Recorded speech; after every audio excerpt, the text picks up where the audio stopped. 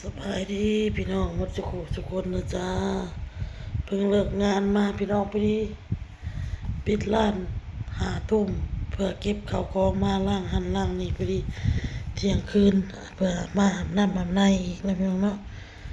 อาบน้ำอาบในอยู่เงินกับประมาณเที่ยงคืนนะพี่น้องสิ1 โมงละสิตี 1ละ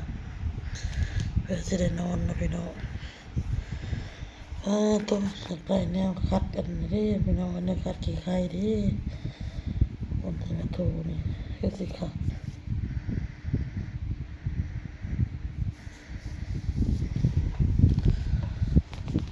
เมื่อสิเลิกเด็กพี่น้องเพราะว่าของเฮียเพิ่นสิมี3 ห้านนะพี่น้องห้านขายของเพิ่นอ้นน่ะไปห้านนี่กับเอื้อยเพิ่นพี่น้องคนเห็นงานนำกันนี่แหละนะพี่น้องเนาะ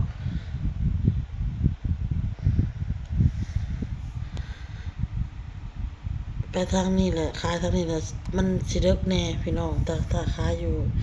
ทางตลาดก็สิปิดประมาณคือวนเว้าละ8 โมงครึ่งพี่น้องตี 2 ครึ่งแต่ไปขายนี่กับพี่เพิ่นนี่ปิด5 ทุ่มปิด5 ทุ่มเพื่อเลิกเที่ยงคืนแล้วพี่น้องเพื่อรับเพื่อนอนนะพี่น้องเนาะนี่ก็อ้นก็อุกใจอยู่พี่น้องอุกใจหลายๆเรื่องหลายๆอย่างเนาะหนึ่งมาเวียกงานก็กดดันบ่ก็กดดันอีหยังเพราะว่าเฮาบ่เป็นเนาะเพิ่นสอนงานให้เฮาเพิ่นอยากให้เฮาว่องไวหันนะเพราะว่าอ้นน่ะซ่าพี่น้องซ่าในเวียกเนาะพี่น้องข้อที่ 1คือการเว้าลูกค้ายังเกอะกะเนาะยังแบบเว้าบ่เป็นเพิ่นให้ลูกค้าเรียกลูกค้าไปสิเฮาเพิ่นยังเกอะกะเนาะยังเว้าบ่เป็นเนาะพี่น้องเนาะเพิ่นอยากให้เฮาเว้าให้มันคล่องแคล่วเว้าให้มันมีแบบอิหยังสักอย่างหลายอย่างพี่น้อง5 ข้ออยู่ข้อเสียของอ้นมี4 ข้อ1การเว้ายังบ่ได้พี่น้อง2คืออ้นน่ะซ่าอ้นบ่ไวนะพี่น้องเนาะ3มื้อลอยเพิ่นว่าจังซี่4แม่นมักหลงๆลืมบ่มักบ่จื้อพี่น้องเอ้ยสมองแบบมันจักสิว่าแต่เนาะมันอ้นละคิดไปคิดมาอ้นก็เลยย้านมันบ่ผ่านพี่น้องเอ้ยก็เจ้เพิ่นให้3 มื้อถ้าอ้นไปเฮ็ดงานมื้ออื่นก็ยังอีก2 มื้อพี่น้องอีก2 มื้ออ้นไปเฮ็ดมื้ออื่นก็ยังมื้อหนึ่งมื้อที่3เพิ่นก็จะตัดสินใจเลยว่าอ้นจะได้อยู่ต่อหรือบ่ได้อยู่ต่อพี่น้องอ้นน่ะคิดไปคิดมาพี่น้องอ้นก็มาถึงขนาดนี้แล้วนะก็อยากตั้งใจพี่น้องบ่อยากกลับแล้วบางทีอ้นก็สิหางานเฮ็ดใหม่พี่น้องเนาะถ้าว่าอ้นผ่านแล้วอ้นก็จะอยู่กับเพิ่นอ้นจะบ่ไปไสถ้ามันบ่ผ่านบางทีคิดไปคิดมาก็อีต้นพ่อแน่พ่อเราก็ห่วงทางพุ่นแม่จีดก็โทรมาว่าไข่มันเฮือนน้องบอนก็ไข่ใบบุญก็ไข่โซ่ก็ไข่น้ำเพชรก็ไข่น้ำไข่มุกก็ไข่พี่น้องไข่เมดเฮือนไข่วัดโอ้คิดไปคิดมาแล้วพ่อก็สิลงมาพ่อแอก็สิลงมาคิดไปคิดมาเราห่วงหน้าห่วงหลังคิดหลายพี่น้องห่วงแบบพ่อเราก็ยากเราก็อยากอยู่นำแม่ว่าซั่นซะอยากอยู่นำแม่มีหยังแล้วก็ได้เอาลูกเอาหลานซอยแม่นอยู่น้ำเพชรไข่มุกเนาะเอาซอยเราได้อยู่เนาะพี่น้องเนาะแต่ในเมื่อความลูกมันจำเป็นแบบสินะเพิ่นก็ไปให้ลูกไปหาเงินคืออ้นก็ตั้งใจถามว่าตั้งใจบ่นำเวียกทำงานก็ตั้งใจพี่น้องอ้นเฮ็ดมันเหือมันแห้งนี่แหละเฮ็ดเนาะทุกสิ่งทุกอย่างอ้นก็เฮ็ดทุ่มเททั้งกายและใจนำหน้าที่การงานก็บ่ได้เฮ็ดสิมาอ้อแอรอแซมาอ้อแออีหยังเด้อพี่น้องเด้อมาเฮ็ดก็ตั้งใจเฮ็ดนั่นแหละ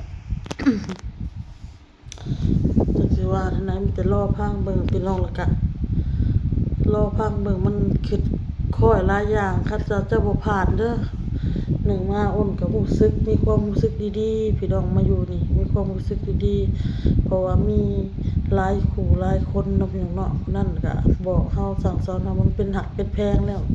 คันว่าสิได้เมื่อสิคิดค้อยนำเพิ่นอยู่แต่ว่าเฮ็ดได้คนเฮาเนาะ มันก็เมื่อใดมื้อหนึ่งในเมื่อมันก็ได้ต้องจากกันนั่นแหละพี่น้องก็คิดว่าบางทีสิกลับบ้านบ่ความคิดของอุดนะสิกลับบ้านบ่เฮาตั้งใจมาเฮ็ดแล้วเฮาผัดบ่อยากนึงมากอะมี FC ก็เว้าแน่ว่าสิเฮ็ดได้จักมื้อเด้จังซั่นจังซี่เฮาความตั้งใจของเฮาบ่ได้คิดว่าสิมาเฮ็ดได้จักมื้อเนาะอันนี้เฮาก็บ่ได้ฮู้ว่าตอนนั้นเพิ่นโทรเอาเฮามาเพิ่นบ่ได้เว้าว่าผ่านหรือบ่ผ่านแบบเรื่องแบบซี่เพิ่นมีแต่ว่ามาเลยมาเลยเดี๋ยวข้อยสอนให้ส้มตำง่ายๆเนาะเพิ่นว่านี่ให้วันละ400อันฮอดอาทิตย์หนึ่งวันละ400ถ้าอาทิตย์หนึ่งผ่านไปแล้วเพิ่นสิให้วันหนึ่ง450นะพี่น้องเนาะเพิ่นเว้าเนาะเพิ่นว่าผ่านอาทิตย์หนึ่งไปสิให้วันละ450เพิ่นบ่ได้ว่าผ่านอาทิตย์หนึ่งไปแหละข่อยสิบ่เอาเจ้าเด้อเจ้าเฮ็ดนั่นเฮ็ดนี่บ่เป็นแล้วข่อยบ่เอาเจ้าเฮ็ดเวียกบ่ผ่านอันนี้เพิ่นบ่ได้เว้าตรงนี้เนาะพี่น้องถ้าเพิ่นเว้าตรงนี้เฮายังสิคิดอยู่พี่น้องเอ้ยอันนี้อาทิตย์หนึ่งถ้าโอนผ่านโอนก็จะได้วันละ450ถ้าโอนไม่ผ่านก็คือได้วันละ400แล้วก็กลับเอาพี่น้องเนาะประมาณนั้นเด้อพี่น้องเอ้ยตามนั้น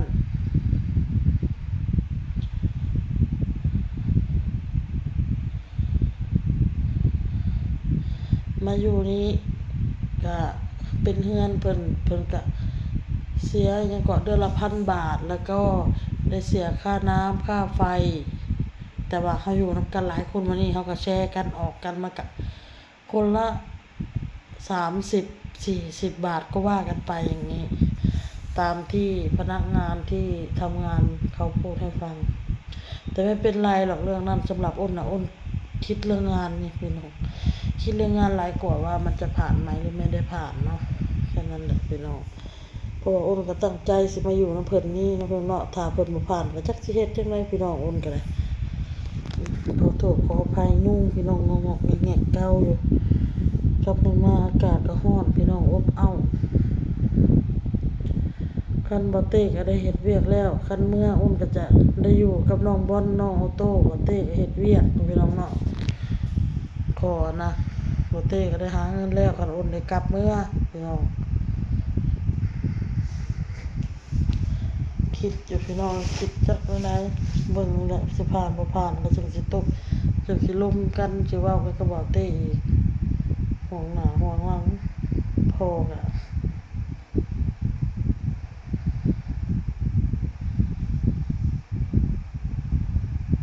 ได้ยินข่าวบ่ดีก็อุกใจคือซานหักเงินหักนางน้ำเพชรก็เจ็บก็บ่เจ็บแฮงปานใดน้องชายก็รถปีนเบาหมิ่นกับนางตุ้ยกับน้องนโมพี่น้องขี่รถฮุนไดนั่นแหละจะสิไปเฮ็ดท่าได้รถเฒ่าแก่เนาะพี่น้องเนาะครับปีนหงายท้องปะง่างเลยนโมก็คลานออกมานางตุ้ยก็คลานออกมาเฒ่าหมิ่นก็คลานออกมารถหงายท้องปะง่างอยู่ใครแต่บ่ได้ตายบ่เป็นหยังบ่มีไผเป็นหยังพี่น้องใครแต่บุญชูมีแต่เจ็บเล็กๆน้อยๆนโมก็เจ็บน้อยหนึง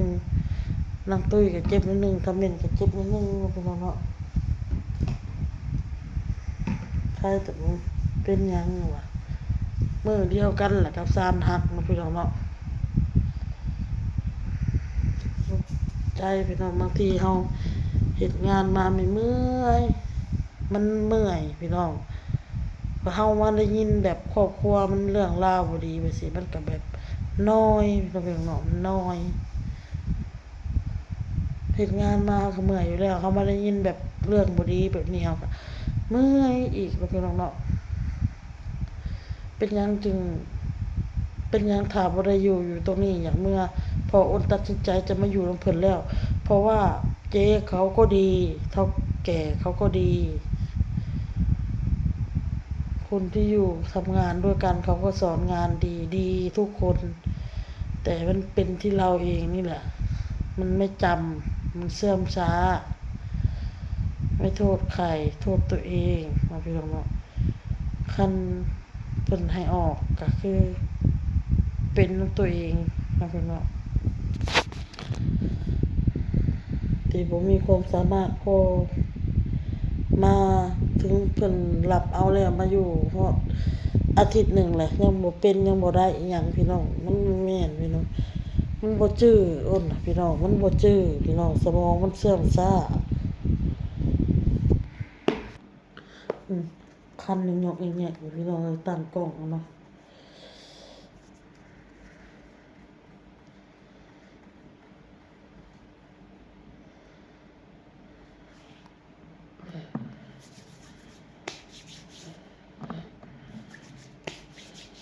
น้ำเรียบร้อยพี่น้อง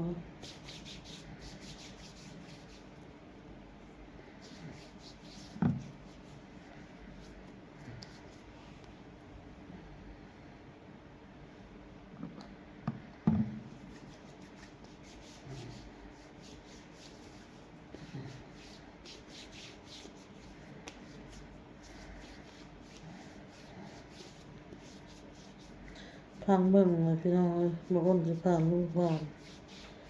คิดหลายอันหลายอย่างพี่น้องคิดฮอดลูกล่ะก็ลาคิดฮอดโตคิดฮอดเฮือนคิดฮอดซ่านไผเบิ่งไผดูแลมันก็บ่ซ้ำเฮาเอง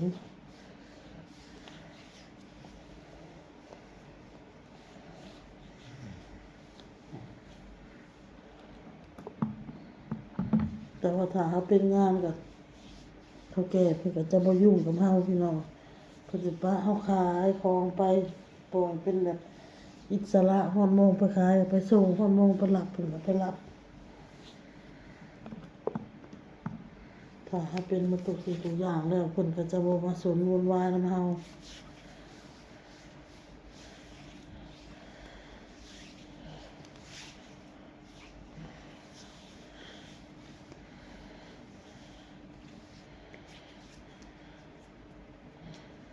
โดยเฉพาะเจ๊พี่น้องโอ้ย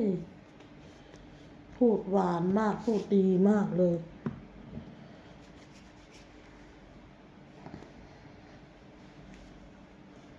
นอกจากขายส้มตำเนี่ยมีอะไรให้หนูทำบ้างไหมหนูอยากจะอยู่ด้วยเพราะว่าเขาดีเขาพูดดีพูดเพราะ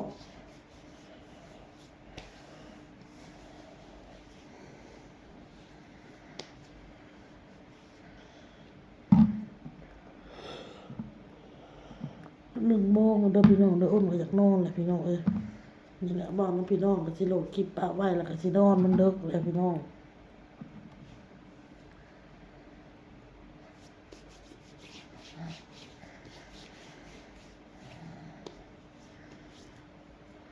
ถ้ากินแล้วก็นอนแล้วโอเคพี่น้องคลิปนี้ไปก่อนนะจ๊ะพอกับคลิปหน้าพี่น้องถ้าก็เลิก